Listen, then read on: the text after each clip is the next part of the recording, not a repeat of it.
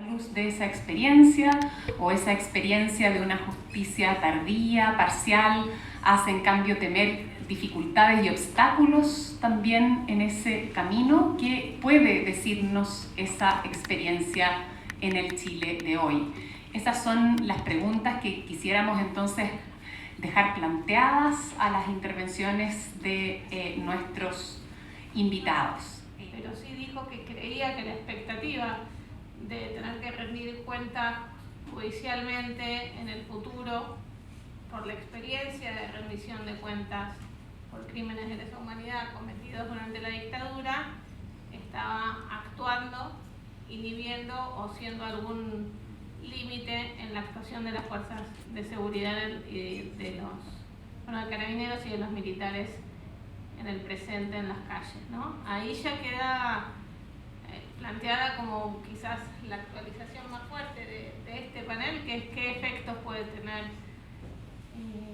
el proceso de juzgamiento en el mediano y largo plazo, y más allá de lo que es el juzgamiento por el pasado, sino cómo eso puede o no tener efectos en nuestras democracias en el presente. Yo creo que cuando él dijo eso yo pensé, bueno, esta es la apuesta más fuerte, ¿no? Que el impacto social de los juicios pueda ser una regulación de la violencia de mediano y de largo plazo.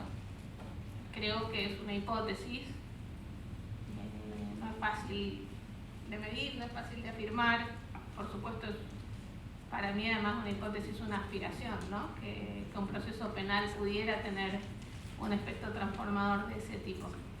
En Argentina, digo, para poner un poco a prueba una idea de ese tipo, yo creo que en Argentina sí hay una conexión entre el costo político,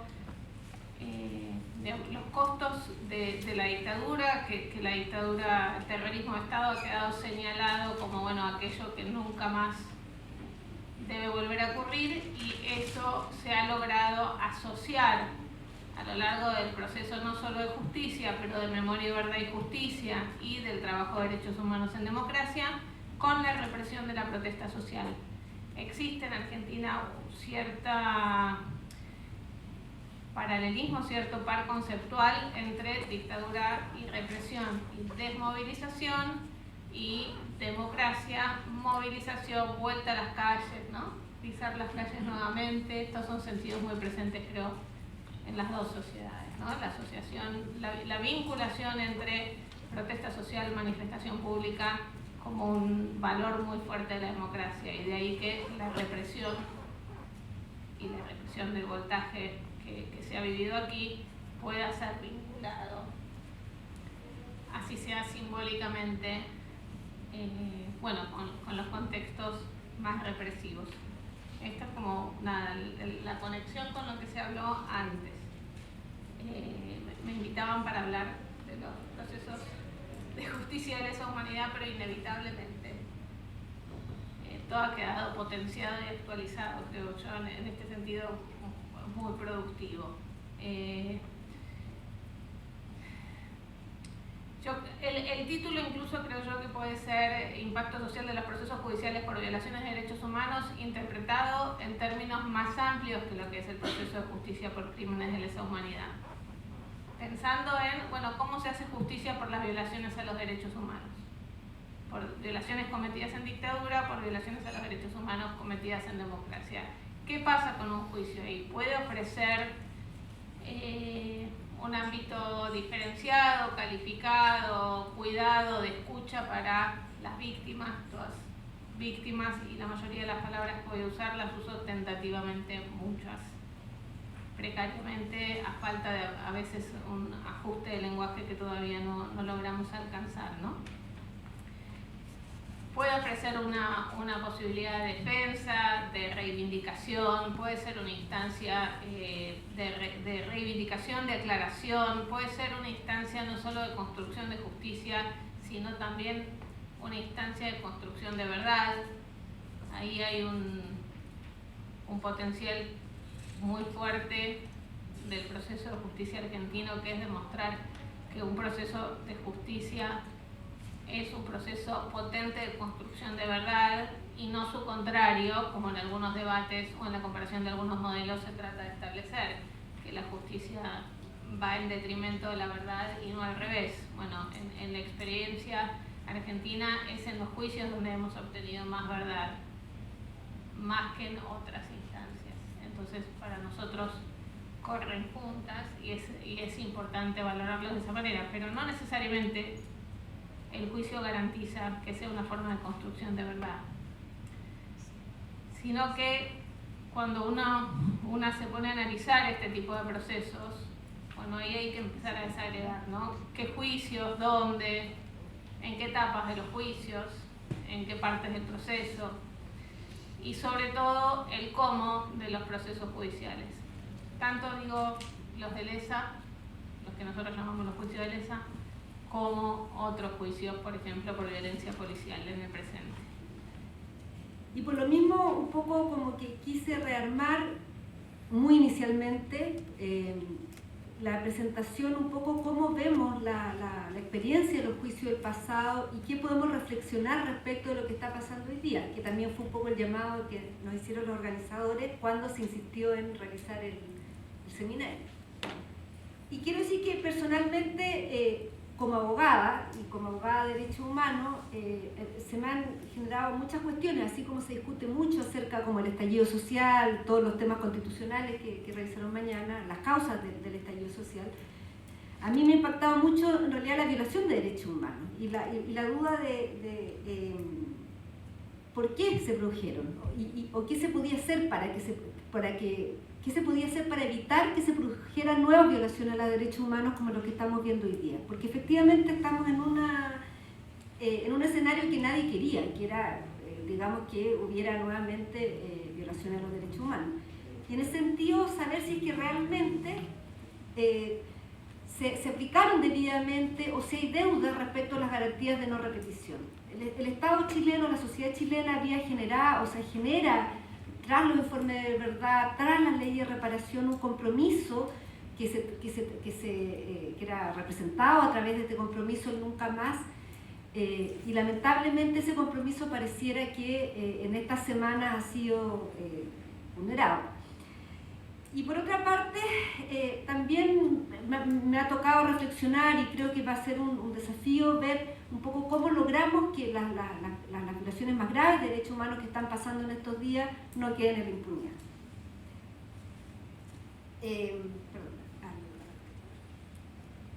Como ustedes saben, las causas por graves violaciones de los derechos humanos ocurridas durante la dictadura militar se están juzgando por el sistema procesal penal antiguo. Eso porque cuando se hizo la reforma procesal penal, las causas ocurridas con anterioridad al inicio de la reforma quedaban en el sistema penal antiguo. Y yo creo que en ese tiempo no se pensó que iba a haber la cantidad de causas de derechos humanos que se han visto durante todos estos años. Por lo tanto, nos quedamos en el proceso antiguo, que también ha generado que tenemos múltiples requerimientos ante el Tribunal Constitucional porque se nos está cuestionando permanentemente el tipo de sistema, porque no estamos en la reforma. Y lo quería destacar porque las causas que se originen en esta coyuntura no son causas que no van al sistema penal antiguo, sino que van al nuevo sistema penal. Por lo tanto, que eso también genera muchos desafíos, consultas, un poco de cómo se podrá juzgar esta violación de derechos humanos en un nuevo proceso penal. Dar algunos antecedentes, en realidad quería destacar que las causas de derechos humanos se juzgan en una transición, que como todos sabemos es una transición pactada, una transición que no tenía un texto escrito, que no tenía un acuerdo escrito único que fuera conocido por todos, pero que me parece importante subrayar que sí tenía un cierto pacto que subyacía, que era en el fondo la mantención de la Constitución Política en 1980, que es la que ahora es la que finalmente hace crisis. Por otra parte, señalar que nosotros en el trabajo de derechos humanos contamos con los informes de verdad, que fueron un importantísimo aporte y que permite además un reconocimiento del Estado de las violaciones de derechos humanos, y que además justamente también surgen ahora muchos cuestionamientos respecto a si será necesario o no una comisión de verdad para conocer de los crímenes más graves que han ocurrido en este periodo, a lo cual yo personalmente no tengo respuesta, pero sé que es un tema que se está discutiendo y me imagino que va a generar distintas posturas dentro de la sociedad civil. Destacar que la acción judicial en temas de violación de derechos humanos, bueno, no empezó en democracia, ni empezó en los años 2000, es una acción que empieza en la dictadura y que en ese sentido siempre tuvo una importancia fundamental el registro y el archivo de la información, la toma de testimonio e incluso el inicio de juicios que se realizaron desde la misma dictadura militar, querellas criminales que se interpusieron en esa época e incluso que en el año 80 se haya designado un ministro en visita para conocer de casos de detenidos desaparecidos. Toda esa información va a ser fundamental a la hora del juzgamiento de los crímenes de lesa humanidad que se van a hacer más adelante.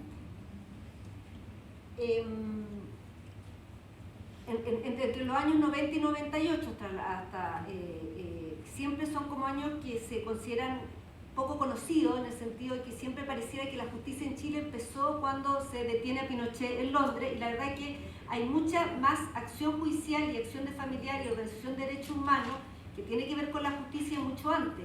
Y en ese sentido quizás mencionar algunos hitos como fue por ejemplo la captura de Osvaldo Romo en Brasil, la ofensiva que hizo la justicia militar para conseguir que todas las causas pasaran a la justicia militar, pero que muchos abogadas, don Sergio Concha, por ejemplo, que interpuso muchas veces recursos para que esas causas pasaran a la justicia ordinaria y que se siguiera investigando y que no se aplicara la ley de amnistía. Está el famoso fallo del caso Poblete Córdoba del año 98.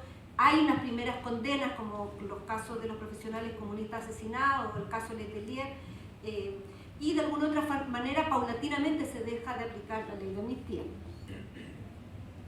Después ya de fin de los años 98 empieza como el fin, por decirlo de alguna manera, la justicia militar, que recién va a ser modificada legalmente hace muy poco tiempo atrás, pero por lo menos respecto a las causas de derechos humanos, ya el año 98 paulatinamente la Corte Suprema empieza a enviar las causas a la justicia ordinaria respecto a las violaciones de derechos humanos en dictadura. Y destacar que finalmente hubo una reforma con la aplicación, con la ley que tipifica la tortura de finales del año 2016 y una reforma legal primero en 2014 y después en el 2016 donde finalmente se quitó a la justicia ordinaria la facultad de juzgar delitos comunes que estuvieran involucrados civiles cuando las víctimas fueran civiles. Primero fue que no juzgara a civiles, posteriormente que no se juzgara a víctimas civiles y eso por lo menos es muy importante en este momento que están ocurriendo estos hechos, que los militares no van a ser juzgados por la justicia militar. Tal vez uno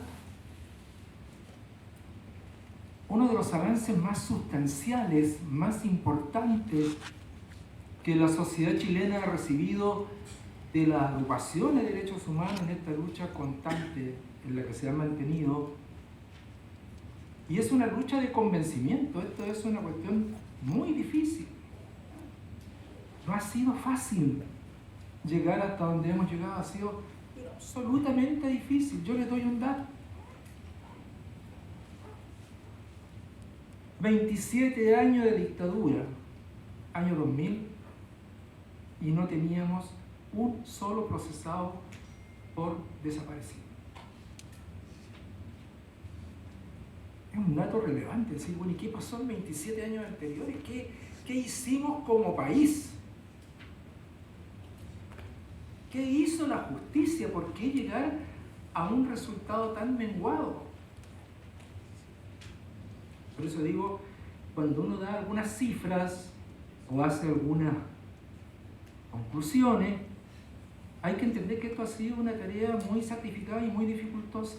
Yo decía, el gran regalo que le han hecho estas agrupaciones de derechos humanos a través del convencimiento a los jueces ha sido el legarnos a nosotros, a nuestros hijos, a nuestros nietos, esta posibilidad cierta de decir que hay crímenes que son imprescriptibles y que son perseguibles donde quiera que se cometan y cualquiera sea el tiempo que se hayan cometido. Eso no existía en Chile. No existía. Pareciera ser que esto es de siempre. No, esto no existía en Chile. Nunca los crímenes fueron imprescriptibles, los crímenes de lesa humanidad o los crímenes de guerra. Esto es una cuestión de los años 2000. Y estamos hablando de una dictadura del 73. Y el año 2000 empezamos a hablar y a navegar en agua del derecho internacional. Otro dato interesante. Lo que detuvo a Pinochet en Londres no fueron los desaparecidos, no fueron los ejecutados, fueron los torturados. Es la convención de la tortura la que permite la detención de Pinochet en Londres. Y yo me recuerdo que a la vicaría llegaban requerimientos de los lores en Gran Bretaña pidiéndonos casos de tortura y no teníamos casos de tortura. Hubo, no voy a decir que contra acero prefabricar un caso que había ocurrido en el sur en que le pegaron a un joven los carabineros para decir que ese era un caso de tortura, pero no teníamos caso de tortura. Entonces, para que veamos con la lejanía del tiempo también la cercanía con este instrumental que es el derecho internacional que empezamos a redescubrir después de la detención de Pinochet, indudablemente. Y uno dice, bueno, y los jueces no estudiaron derecho, los jueces no le enseñaron derecho internacional en las universidades. ¿O acaso el derecho internacional se inventa en el año 2000?